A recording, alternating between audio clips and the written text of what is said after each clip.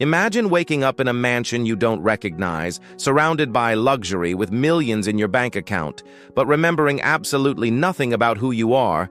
The money appeared overnight and nobody can explain why. Your previous life vanished in a devastating car accident that changed everything. But the most terrifying part isn't the forgetting. It's discovering that maybe you don't want to remember the truth because the person you were before the accident was hiding secrets so dark they could destroy you all over again. And now, someone who knows your past is willing to reveal it all. The question is, are you ready to face who you really were? David Morrison was an ordinary lawyer, 42 years old, divorced, living in a cramped apartment on the outskirts of Boston. He worked defending small cases, barely earning enough to survive. Every morning was the same: cold coffee, unpaid bills, and the constant feeling that life owed him something more. But that October night, everything changed. He was driving on a lonely highway after losing another insignificant case. Rain pounded the windshield furiously. His thoughts were a whirlwind of frustration and regret. Then, the lights. Blinding lights appeared out of nowhere. A truck out of control, the screech of brakes, the brutal impact. The world went black. David woke up 4 months later in a private hospital room, white walls, machines beeping. But something was terribly wrong. He didn't remember the accident, didn't remember his name, didn't remember anything. Doctors explained he suffered severe post-traumatic amnesia. His brain had erased complete years of his life. The last thing he vaguely remembered was being 23 years old, studying at university. Everything else, 19 years of his life, simply didn't exist. But there was something more bewildering. When they handed him his belongings, he found platinum credit cards, keys to a Range Rover, and property documents worth millions. David Morrison, the failed lawyer, was now inexplicably rich. The nurse smiled at him with complicity, as if she knew something he didn't. She said he had been very lucky that insurance had paid generously, but her eyes said something else. They said there was more, much more. When they finally discharged him, a chauffeur waited in a luxury car. He drove him to a mansion in the hills, a property that supposedly was his. He went into shock. The house was spectacular. Art on the walls, designer furniture, a wine cellar worth a fortune, but nothing seemed familiar. It was like entering a stranger's life in the house. He found photographs of him with people he didn't recognize at exclusive parties on yachts traveling the world, and in all the photos. He was smiling, but his eyes, even in the photographs, his eyes seemed empty. As if he were playing a role that night reviewing documents in the study, he found something disturbing: contracts, legal agreements bearing his signature. But the cases he had handled weren't small. They were enormous corporations, politicians, corruption cases, where he had been the defense attorney and he had won them all. Absolutely all of them, even the ones that seemed impossible to win. Then he found a folder marked "Confidential." Inside were newspaper clippings, articles about cases where innocent people had been convicted while the real culprits went free. And in each case, David Morrison was the lawyer who had made it possible. He felt nauseous. Was this what he had done? Had he sold his soul for money? Had he destroyed lives for mansions and luxury cars? But before he could process everything, the doorbell rang. It was midnight. He opened the door and found a woman, elegant, beautiful, with eyes that shone with contained tears.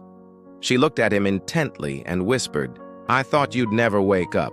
David asked who she was. She smiled sadly and replied, "I'm Sarah, your wife." David's world stopped. He had no record of being married. The doctors hadn't mentioned any wife. But she entered as if the house were hers, because it was. She lived there. Sarah told him they had been married for 7 years, that the accident happened when he was running away. Running from what? David asked. She lowered her gaze. From us.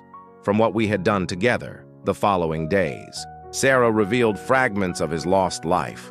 She told him they had been partners, not only in marriage but in business. She was his private investigator, the one who got the dirty information to win the impossible cases.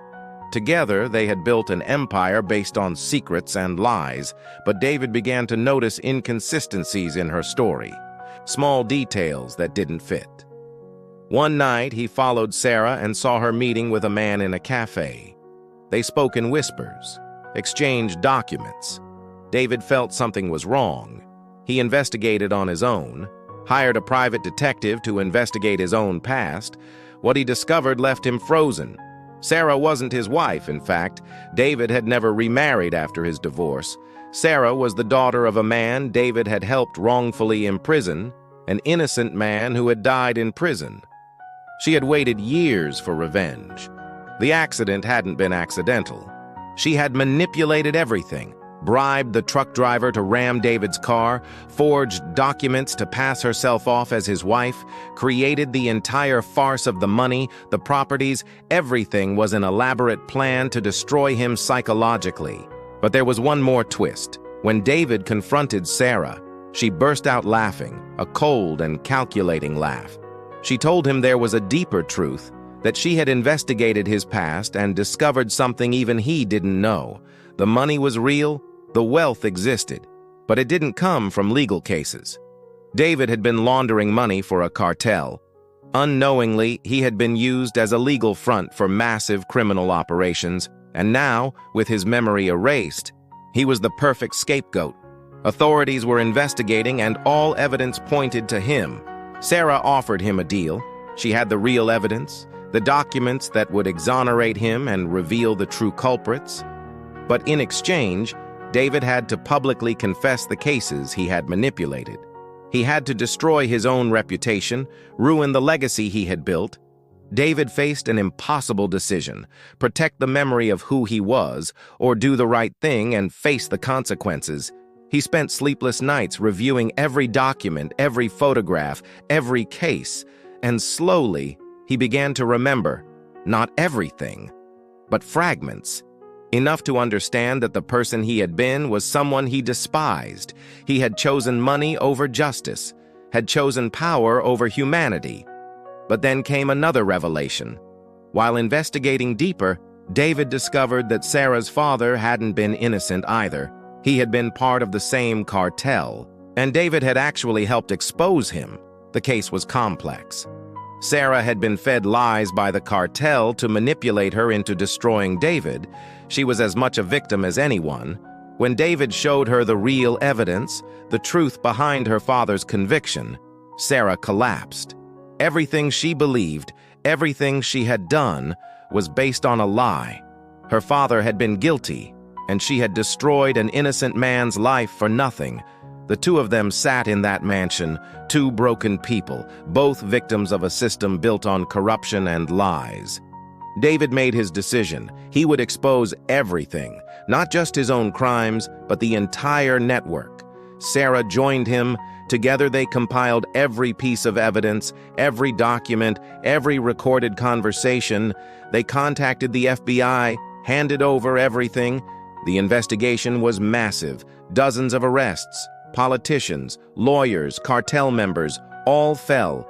David and Sarah both faced charges, but their cooperation led to reduced sentences. David served 3 years in a minimum security facility. During that time, he earned a degree in social work, studied the law from a different perspective. Sarah also served time, and in prison she found purpose. She started teaching other inmates to read, helping them prepare for life after release. When they were released, they went their separate ways. David moved to a small town in Montana, started working at a legal aid clinic, helping people who couldn't afford lawyers, living in a modest cabin, earning barely enough. But sleeping peacefully for the first time in decades, Sarah moved to Seattle, opened a nonprofit organization helping families of incarcerated individuals, dedicating her life to breaking the cycle of crime and poverty. Years later, they met again at a conference on criminal justice reform. They shared a coffee, talked about their journeys, about how the worst moment of their lives had become the catalyst for redemption. David had lost 19 years to amnesia, but those lost years had given him the chance to become someone new, someone better. Sarah had lost her father and years of her life to revenge, but had found a purpose bigger than her pain. The accident that destroyed David's memory had actually saved his soul. Sometimes we need to lose everything to find what truly matters. Sometimes the person we were needs to die so the person we're meant to be can live. David still couldn't remember most of those 19 years. And he was grateful for that, because those memories belonged to someone he no longer was. He had been given a rare gift, the chance to start over with a clean slate, and he had chosen wisely. Now, he helps others get their second chances, one case at a time, one life at a time, proving that no matter how dark your past, redemption is always possible if you have the courage to face the truth and do what's right. If this story moved you, if you felt every emotion, every twist, every moment of tension, hit that like button right now. Subscribe to the channel for more stories that will make you think about life, justice, and second chances, and share this video with someone who needs to hear that it's never too late to change. No matter how far you've fallen, you can always rise again. We'll see you in the next video.